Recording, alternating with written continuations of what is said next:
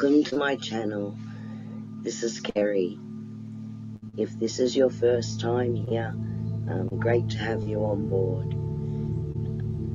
I would describe myself as an intuitive empath, and you may call what I do psychic or clairvoyant, but let me explain a little bit. With the gifts that I have, I see, which is known as clairvoyant, I hear, which is clairaudient, and I feel, which is clairsentient. And information comes through simultaneously to me, and could be a combination of all of those things at the same time. So when I receive information, it is like putting a puzzle together, where symbolism is used too. The communication or receiving it seems to be the easy part, and in comparison to discerning or interpreting the meaning behind the information that's coming through. So I provide the information as I receive it, and I do my best to discern the information and interpret it in the hopes that the information may trigger a memory or a connection or a new lead in these cases. Do have a disclaimer in this, and that this information is my interpretation of the information being shared with me by my spirit guides during a communication session. And I encourage everyone listening to this to discern the information shared for themselves. I'm not alleging or asserting that the information is fact for any situation or the guilt of any individual that may be identified through spirit communications being presented. I do not claim that these readings are 100% accurate. However, I do my best to interpret the information provided to me by Spirit as accurately as possible in an attempt to help the victims tell their story. So please consider these readings for entertainment purposes only, although that statement does not reflect the seriousness of how much I actually care or consider the sensitive subject matter, and in particular my respect and caring for the victims.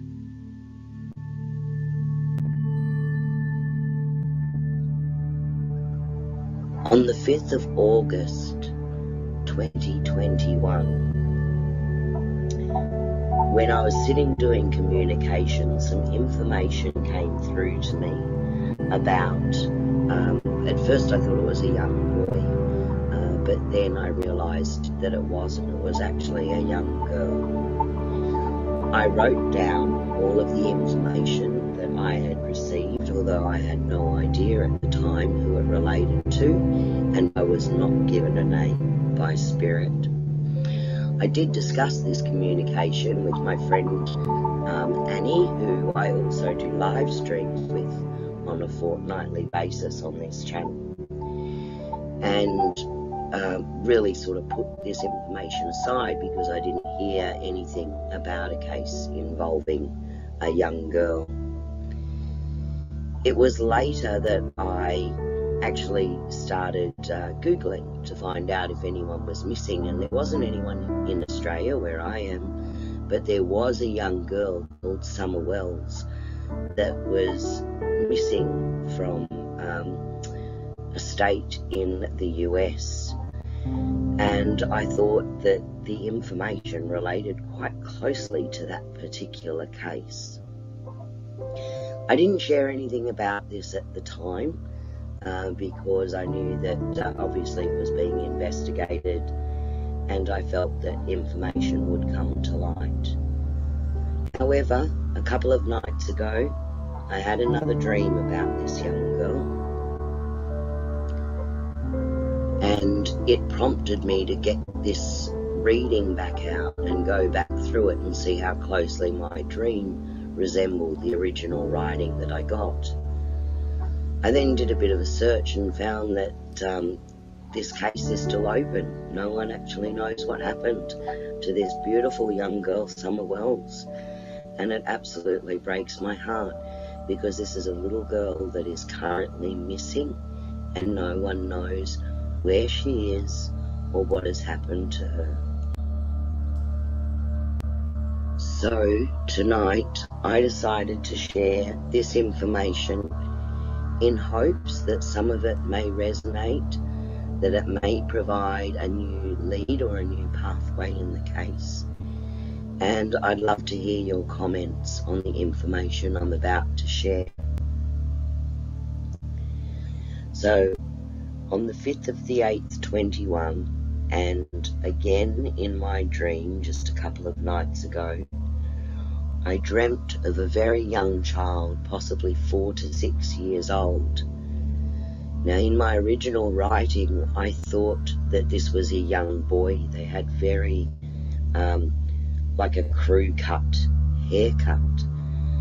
But then I did see that this child had a ribbon in their hair. So I realized it was a girl, and her head had been shaven. She seemed to be bright and bubbly and had a big smile. I saw her going into a house, and the house itself was very cluttered. I feel that she has siblings in the house, but they were really not paying attention to her. I didn't feel an adult around her or within the house at that time. And I see her leaving the house again, back through the door that she entered through, which I think would be the front of the house. And I saw her going outside. She was on a property. There were old cars and old machinery, some junk around the edges of this property. But I saw that there was also animals. Now, there weren't farm animals around. I'm talking lots of dogs, and I saw a few cats as well. I also saw another shed or a small dwelling on the property, and I feel that that's where the mother or the parent or guardian energy was in that space. I see her chasing the dogs around the side of the house, and she's calling to one in particular.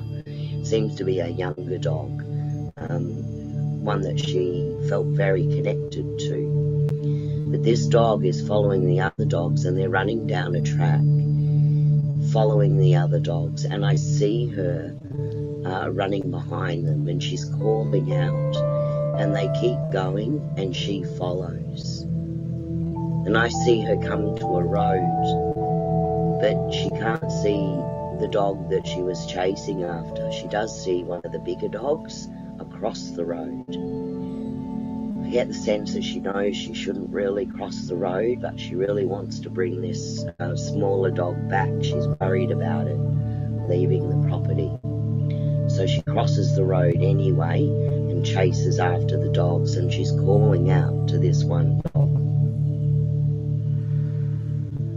She's looking around now, and she's going through like a bush area. I see lots of trees, dirt on the ground. Not overly dense, but some tracks through there, but definitely wooded. So there is bush around her.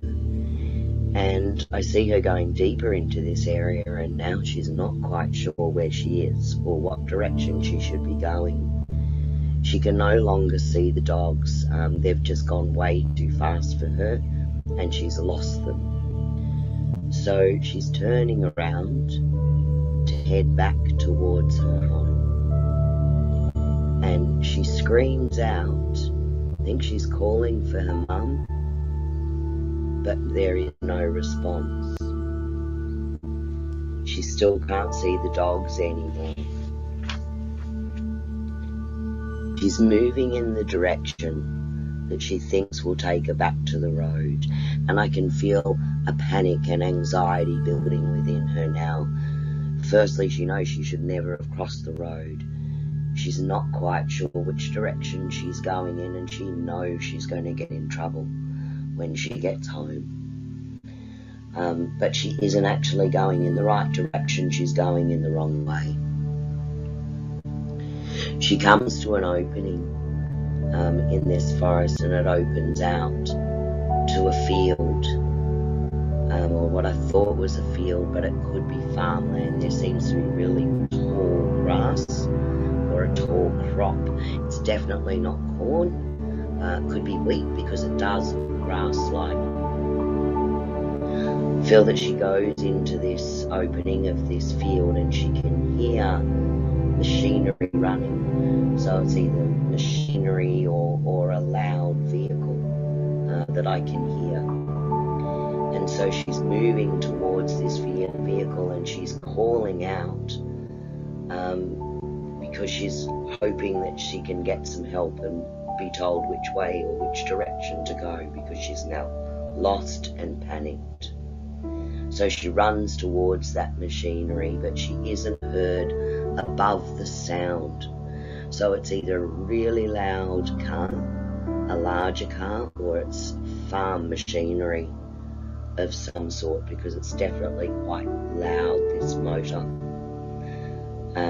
So she runs in the direction of that vehicle and she comes out directly in front of it. The man driving the vehicle doesn't see her in time and wouldn't be able to stop in time either. And he hits her and runs her down. Sorry, I just need to pause for a moment because that is just very emotional and I can feel my emotion churning. And I also feel the panic surrounding this, the fright in the man, the scare in the man. And he's panicked and he feels the bump. And he gets out and he sees her laying on the ground. He sees or feels that she's been crushed by this vehicle. He rushes to her, but he can't feel her breathing. He does try to help her, but he's not getting any response. He's in a total panic now. He didn't even see her. He doesn't know where she's come from and he doesn't recognize her. And he doesn't know what to do. He's crying and he's lifting her up and saying, "Where did you come from? Who are you? Where did you come from? How did this happen?" He's also panicking. He doesn't know what to do. He wants to call someone, but he knows she's passed, she's gone. I think he's afraid. He may have a criminal record. I think he's afraid of what's going to happen. He picks up her body. He places it in the vehicle. And I feel like they're going, or the vehicle's moving now. It's going to a huge shed. Now this shed is so big it either stores farm stocks or stores machinery. He's taking her in there. The back, there's a very large, what we would call in Australia, an esky, a large ice box, something that someone maybe would take camping or fishing, but it's quite big.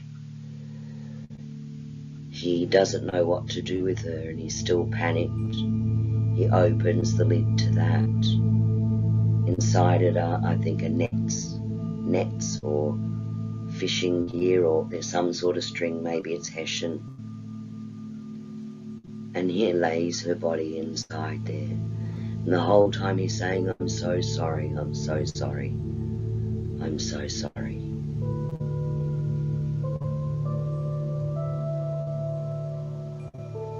This feel him getting drunk now, not knowing what to do.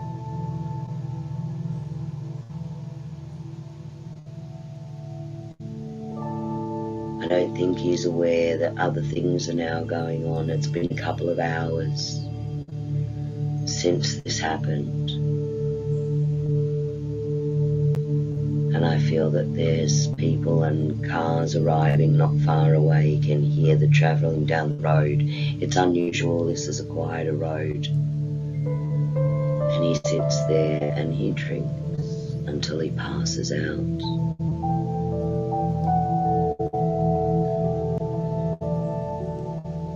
He knows who this is now. I feel like this is almost the next day, the next morning. I feel like he knows who this is now. And he doesn't know what to do.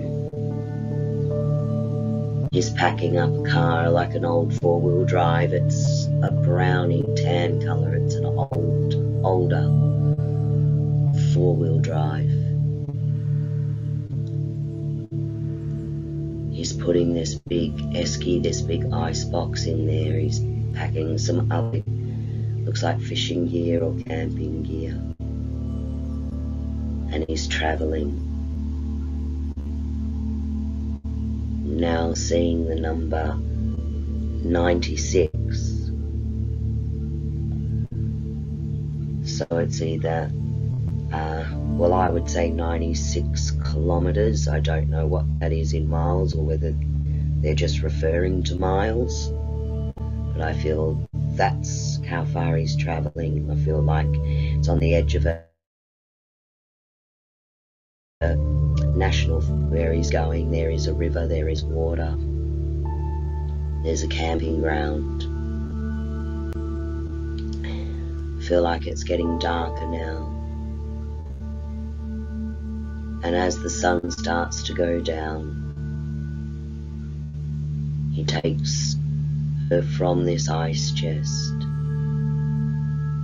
and I feel that she's been placed in hessian.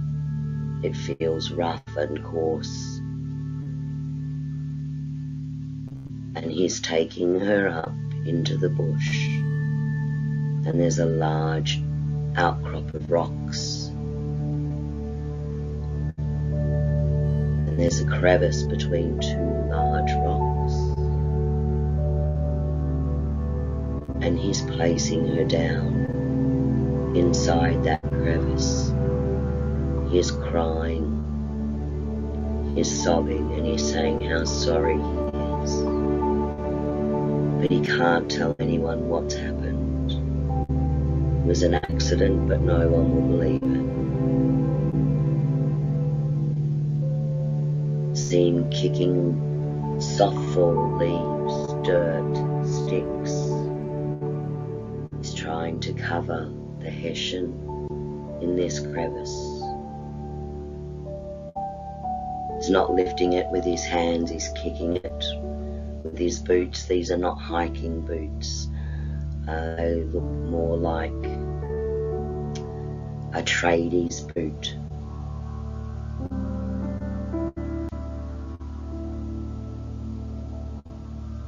And I see him praying.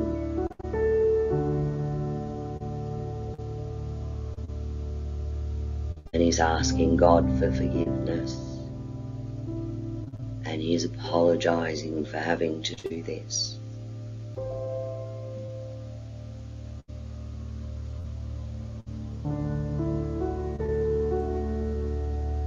He's leaving there now, and he's going back to where the car is parked near a camping site near the river. He takes that large ice box and he throws it into the river. It doesn't go very far, it's like on the edge of the river, and it feels like it's in mud, or there's some trees growing in this water,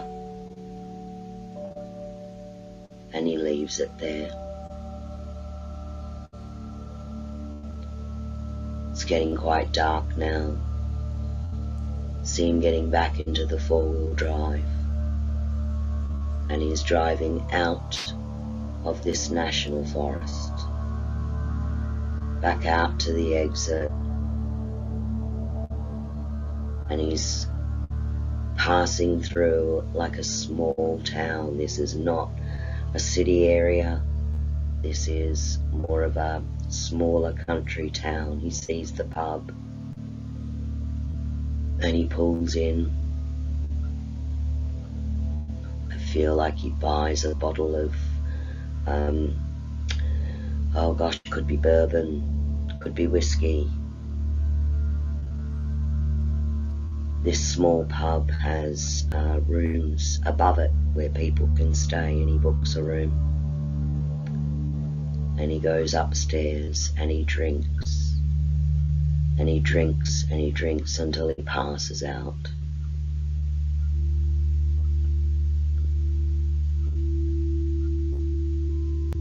See him getting up the next day,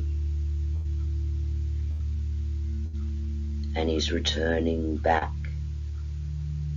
to his original property. He's driving back the way he came. And he's an emotional mess, and he's afraid.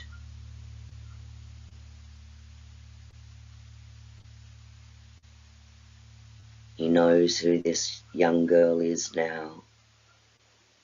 He knows the family.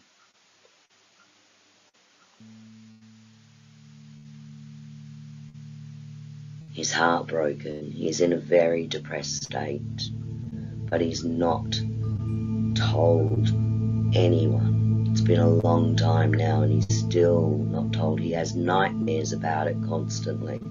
He is in a state of depression. People may notice a change in him. He's become quiet. I almost want to say hermit-like.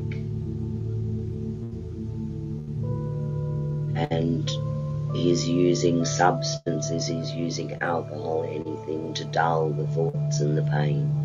And he's in a depression over this. But he can't come forward now because he didn't tell anyone straight away. I feel the remorse and the regret. This remorse and regret may get to him. He may be drinking and tell someone about this.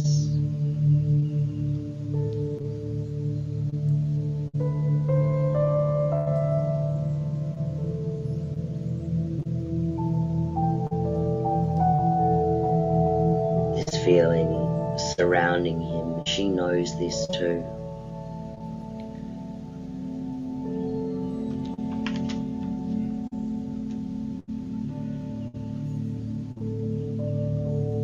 I do feel that they may tell someone about this drinking, or they may refer to something that gives someone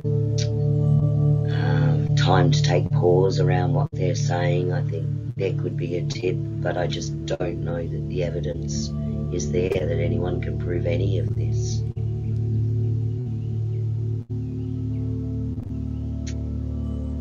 I hope that he does come forward with the truth so that she can be laid to rest properly, and that the family know what's happened to her. The world knows what's happened to her.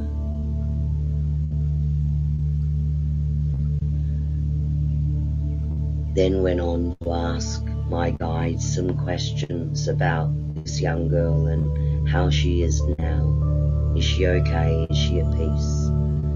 Has she gone to heaven? She says the passing was quick, and there were messages for her parents, for her siblings.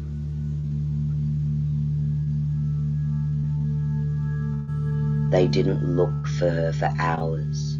She was gone a very, very long time before they realised that she was missing. It could have been an hour, 2 hours, 2.5 hours. I'm not getting to 3.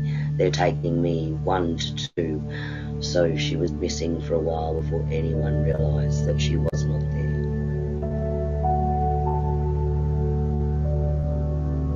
She says her parents loved her in their own way. They may have been struggling to provide that loving, caring, safe home, but they did not harm her.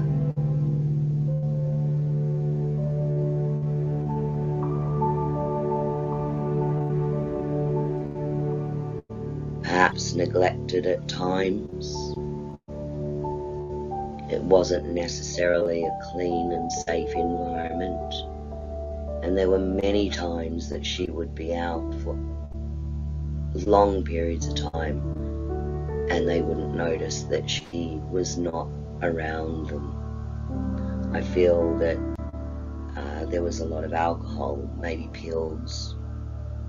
I'm seeing pills as well as alcohol. I think the parents struggled with their own issues, their own demons. And whilst they loved her and loved the children, there was neglect there. She holds no grudge for this. She says she's sorry. She's sorry she left the property. She's sorry that she went that day. She knows she wasn't meant to.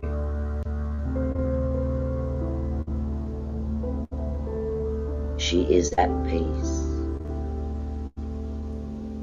She is in heaven. And she is watching over those she loves.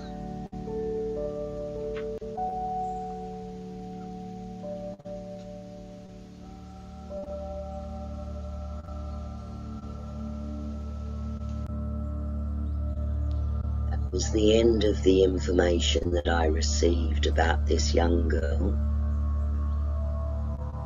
What do you think? Do you think that the spirit guides and messages are talking about Summer Wells? It did feel to me like a lot of that information fit that young girl's circumstances. Please let me know your thoughts in comments.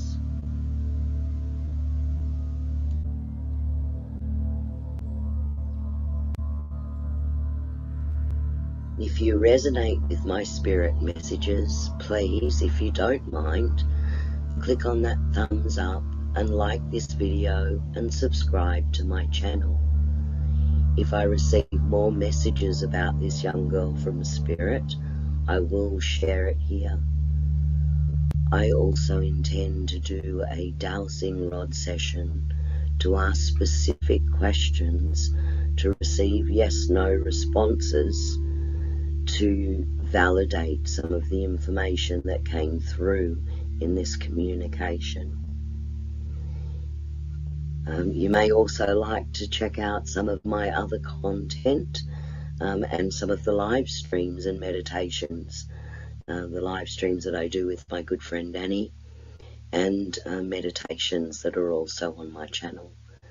Thank you for watching, and my prayers go out to this young girl, and I hope that this person does come forward and does share the situation of what happened with her so that she can rest in peace. Thank you, everyone. Take care. God bless.